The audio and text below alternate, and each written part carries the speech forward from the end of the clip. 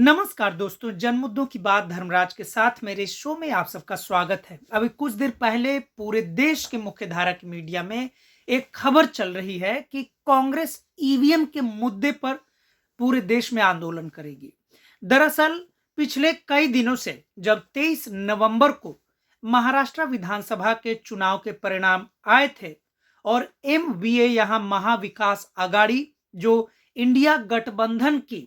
Party थी महाराष्ट्र में, महाराष्ट्र राज्य के घटक दल थे जो राष्ट्रीय स्तर पर इंडिया गठबंधन के नाम से जाने जा रहे थे। एमवीए की बुरी हार के बाद, करारी हार के बाद सब कुछ लोकतंत्र में ठीक नहीं चल रहा है, ऐसी बातें अब मुख्य धारा की मीडिया में लगातार चर्चा में बनी हुई है। बल्कि बड़े बड़े नेताओं ने महाराष्ट्र विधानसभा के चुनाव के बाद पूरे चुनावी प्रक्रिया पर सवाल खड़े किए हैं, ईवीएम पर सवाल खड़े किए हैं। कल मीडिया में यह बात चल रही थी कि मल्लिकार्जुन खड़गे जो कांग्रेस पार्टी के राष्ट्रीय अध्यक्ष हैं, उन्होंने भी सवाल खड़े किए थे और उन्होंने भी यह बात कही थी कि ईवीएम से वे चुनाव नहीं चाहते हैं। आज कांग्रेस की तरफ से यह बयान आ गया है कि पूरे देश में कांग्रेस ईवीएम के मुद्दे पर आंदोलन करेगी। इसके पहले अखिलेश यादव 2024 के लोकसभा चुनाव जीतने के बाद संसद में यह बात कह चुके हैं कि अगर उनकी सरकार कभी भी केंद्र में आती है तो भले ही उनकी पार्टी हारे या जीते, लेकिन ईवीएम से चुनाव नहीं होंगे। वापस बैलेट वोट सिस्टम यानी मतपत्र से जो जैसे पहले वोट होते थे, चुनाव होते थे, उस प्रक्रिया में पार्टियां जाएंगी। धीरे धीरे अब ईवीएम के खिलाफ जो विचार है आंदोलन में तब्दील हो रही है। आज जो कांग्रेस की तरफ से यह जो बयान आए हैं, जो मुख्य धारा की मीडिया में चल रही है, कांग्रेस बड़ा आंदोलन करेगी या नहीं करेगी यह तो कांग्रेस पार्टी जानती है। लेकिन ईवीएम के मुद्दे पर जो सबसे रोचक बात यह है कि पूरे देश में सबसे पहले ईवीएम प्रणाली पर सवाल खड़ी करने वाली पार्टी का नाम न कांग्रेस था, न राजद है, न सपा है, न टीएमसी है, बल्कि पूरे देश में, भारत में ईवीएम पर सबसे पहले जो सवाल खड़ी करने वाली थी वह थी बसपा सुप्रीमो यानी बहुजन समाज पार्टी सुप्रीमो बहन जी मायावती। 2017 मार्च के विधानसभा चुनाव में, उत्तर प्रदेश के विधानसभा चुनाव के नतीजों को देखकर बहन जी मायावती ने न केवल इलेक्शन कमीशन ऑफ इंडिया को पत्र लिखा था, शिकायत दर्ज की थी, बल्कि उन्होंने यहां तक कहा था कि ईवीएम के खिलाफ बहन जी मायावती आंदोलन करेंगी। 2012 से 17 तक उत्तर प्रदेश में अखिलेश यादव यानी सपा की सरकार थी और 2012 से 17 के बीच जो बसपा विधानसभा में थी उसकी संख्या थी 80, यानी 80 एमएलए, 80 विधायकों की पार्टी थी बसपा। लेकिन जैसे ही 2017 में उत्तर प्रदेश में विधानसभा के नतीजे आते हैं, चुनाव के नतीजे आते हैं, बसपा 19 सीटों पर सिमट जाती है। इन परिणाम को देखने के बाद बहन जी मायावती गुस्से से प्रेस कॉन्फ्रेंस में उन्होंने कहा कि सब कुछ ठीक नहीं है। उस वक्त पूरे देश में लोगों ने बसपा के हार के बाद बसपा पार्टी का मजाक उड़ाया था, बहन जी मायावती का मजाक उड़ाया था और पूरी दलित राजनीति का मजाक उड़ाया था। लेकिन देखिए समय का चक्र कैसे घूमा है, समय का पहिया कैसे घूमा है, वक्त कैसे बदला है कि जो बड़ी बड़ी पार्टियां बहन जी के उड़ते माखौल को देखकर चुप्पी साधे थी, आज वो तमाम पार्टियां कहीं ना कहीं प्रत्यक्ष अप्रत्यक्ष रूप से ईवीएम पर अपनी हार का भी ठीकरा फोड़ रहे हैं, ईवीएम को दोषी ठहरा रहे हैं। दिलचस्प बात यह है कि बहन जी मायावती ने भी अभी जो 2024 में जो उपचुनाव हुए, यानी महाराष्ट्र और झारखंड के साथ जो उत्तर प्रदेश के 9 विधानसभा सीटों पर जो उपचुनाव हो रहे थे, उसके नतीजों को देखने के बाद भी मायावती ने यहां तक कह दिया है कि जब तक ईवीएम की धांधली नहीं बंद होगी तब तक बसपा किसी भी उपचुनाव में हिस्सा नहीं लेगी, चुनाव नहीं लड़ेगी। इस उपचुनाव वाले बयान को लेकर, मायावती बहन जी के बयान को लेकर भी दबी जुबान में सभी पार्टियों में सोशल मीडिया पर यह बात चल रही थी कि बहन जी जब हार जाती हैं तो अपना गुस्सा ईवीएम पर दिखाती हैं। लेकिन समय का चक्र फिर से घूम गया है और इस बार बसपा नहीं बल्कि पूरे देश की सबसे बड़ी, सबसे पुरानी पार्टी, जो आज भी भाजपा के बाद सबसे बड़ी पार्टी पूरे देश में है, आज भी जिसके पास संसद में विपक्षी दल के नेता होने का गौरव प्राप्त है, उस पार्टी ने, कांग्रेस ने ईवीएम के खिलाफ आंदोलन करने की बात कही है। आप इसे समझ सकते हैं, इससे दो बातें आप समझ सकते हैं कि जो भारत में लोकतंत्र का जो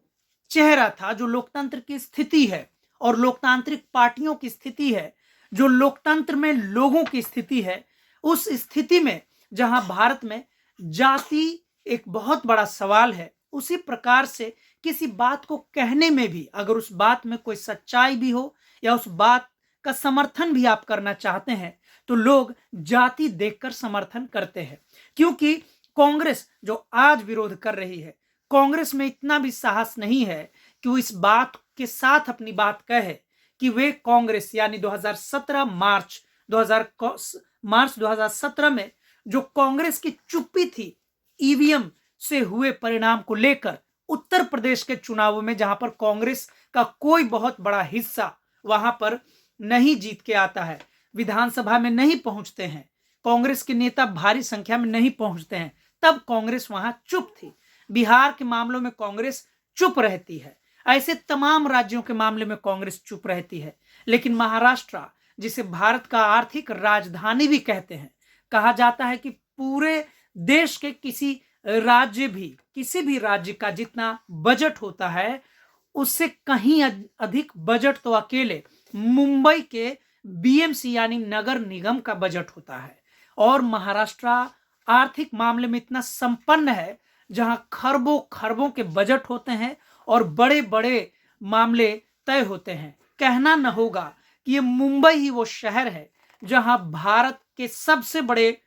बिजनेसमैन, व्यापारी मुकेश अंबानी का 4000 करोड़ का एंटीला है। उस मुंबई में, उस महाराष्ट्र में जब कांग्रेस सीधे सीधे एक जमाने में भाजपा का विपक्ष होती थी, या इसे यूं कहें कि कांग्रेस ही तब महाराष्ट्र में पक्ष में होती थी और तब भाजपा का नामो निशान नहीं था,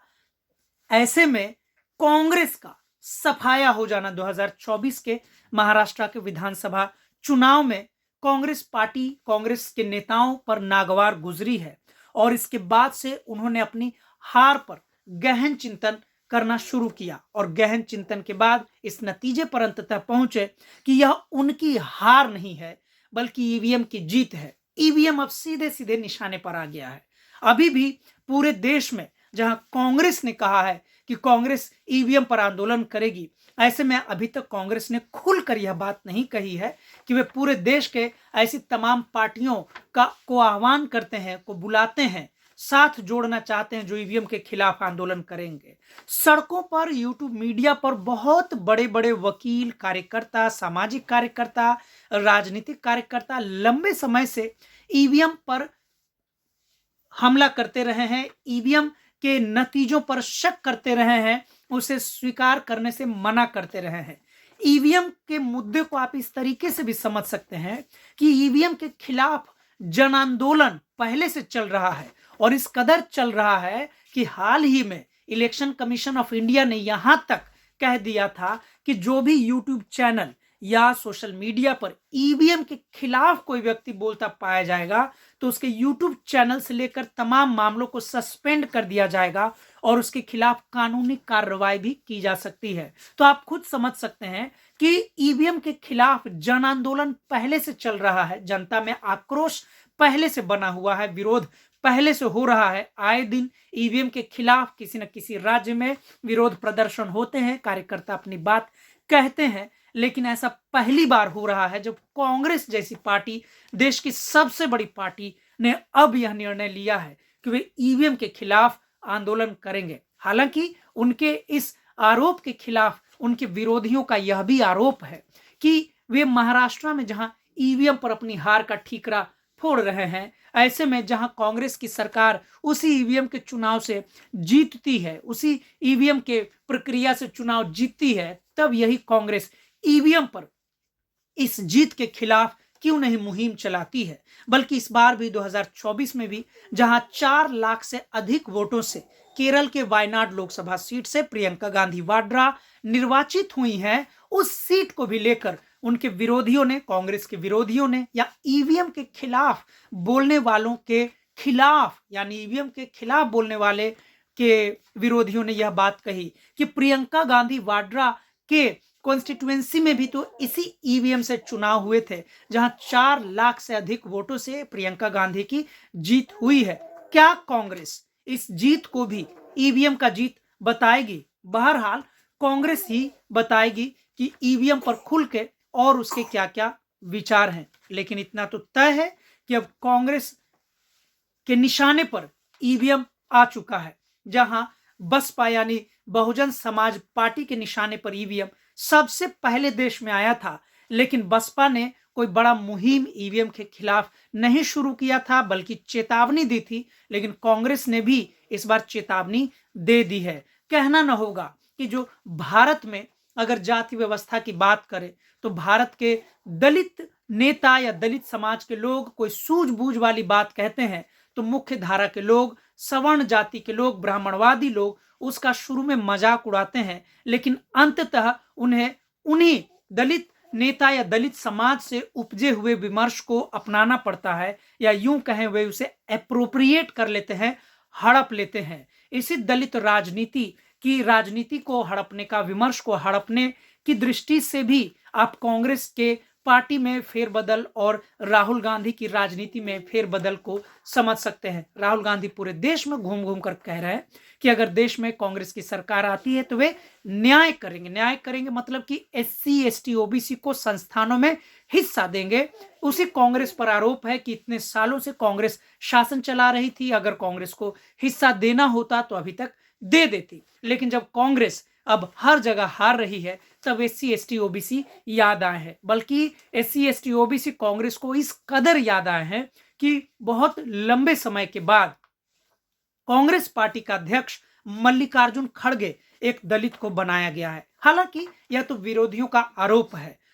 एक सूझबूझ वाला व्यक्ति, एक लोकतांत्रिक व्यक्ति यही कह सकता है कि देर आए दुरुस्त आए। भारत या कोई भी देश सबसे पहले कामगारों का होता है, श्रमिकों का होता है, वंचितों का होता है। जो व्यक्ति यानी मजदूर है, जो श्रमिक हैं, कामगार हैं, कोई भी देश का निर्माण यही लोग करते हैं और मेहनत कश से ही कोई देश आगे बढ़ता है। मेरी निजी धारणा है, मेरा व्यक्तिगत मानना है कि अगर कांग्रेस में मजदूर वर्ग को लेकर, SC ST OBC को लेकर हिस्सा देने की बात किसी भी मजबूरी के कारण अगर आई है तो इस मजबूरी का भी स्वागत होना चाहिए, कांग्रेस के इस फेरबदल का भी स्वागत होना चाहिए। बहरहाल कांग्रेस ईवीएम के खिलाफ कितना आंदोलन खड़ा कर पाती है, आने वाला समय ही तय करेगा। आगे हम फिर मिलेंगे अगले मुद्दे पर, तब तक के लिए शुक्रिया, धन्यवाद।